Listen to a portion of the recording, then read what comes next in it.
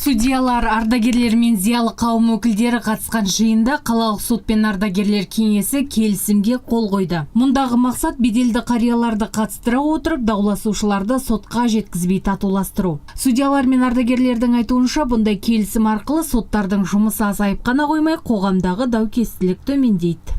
Неғұрлым құрамында кәсіби бұрынғы істеген судья болса, ағаң сияқты, сол азаматтарды біз қосуға дайынбыз.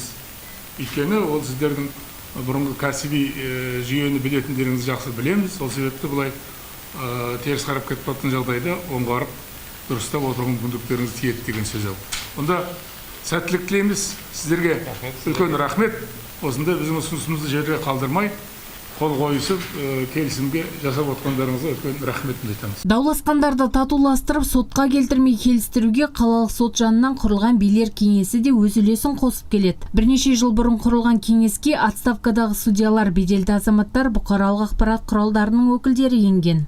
Сот саласында болып жатқан мәселелер, оның ішінде дау-дамайлардың деңгейін төмендету, қалай болса да қоғам болып осы даудың көбейгені ол сот жүйесіне үлкен жүктеме түсіреді.